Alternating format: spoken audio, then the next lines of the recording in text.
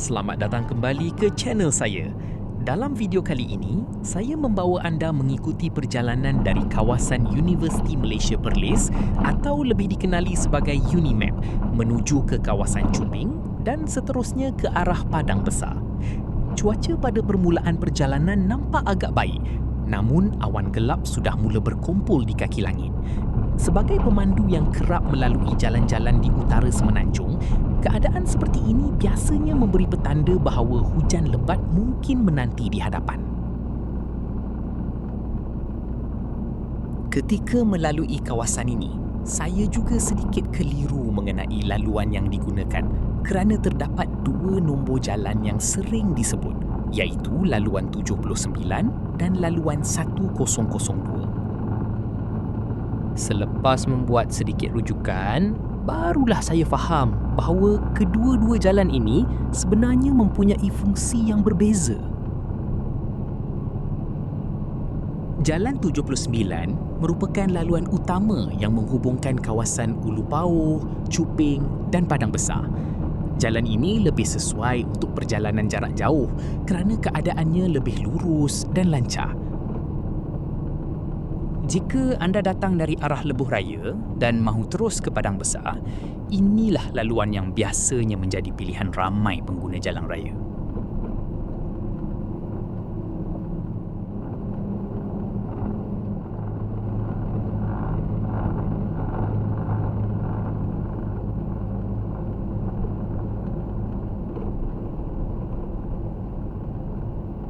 Manakala Jalan 1002 pula lebih dikenali sebagai Jalan Chuping.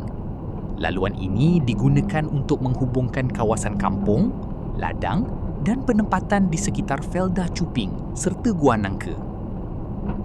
Disebabkan kedua-dua jalan ini bersambung di beberapa lokasi, tidak hairanlah ramai pengguna jalan raya termasuk saya sendiri pernah keliru. Kalau tujuan anda hanya mahu ke Padang Besar dengan cepat, kekal di laluan 79 adalah pilihan terbaik. Tetapi, jika destinasi anda berada di kawasan pedalaman Chuping atau kawasan pertanian sekitar sini, laluan 1002 lebih sesuai digunakan.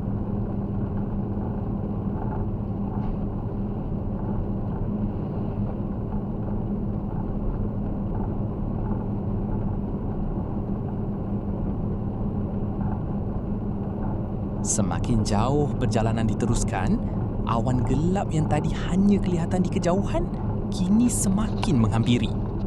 Beberapa minit kemudian, hujan mula turun dan keadaan jalan berubah dengan cepat. Jarak penglihatan semakin pendek dan lampu kenderaan mula kelihatan lebih jelas di hadapan. Inilah antara cabaran yang sering dihadapi oleh pemandu lori dan pengguna jalan raya ketika musim hujan. Dalam keadaan seperti ini, kelajuan perlu dikurangkan dan jarak keselamatan perlu ditambah bagi mengelakkan sebarang kejadian yang tidak diingini. Akhirnya, perjalanan yang bermula dengan cuaca mendung berakhir dalam hujan lebat. Walaupun hujan menghadkan pemandangan, ia juga memberikan suasana yang cukup menarik dan berbeza sepanjang perjalanan di Bumi Perlis. Jika anda pernah melalui Jalan 79 atau Jalan 1002, kongsikan pengalaman anda di ruangan komen.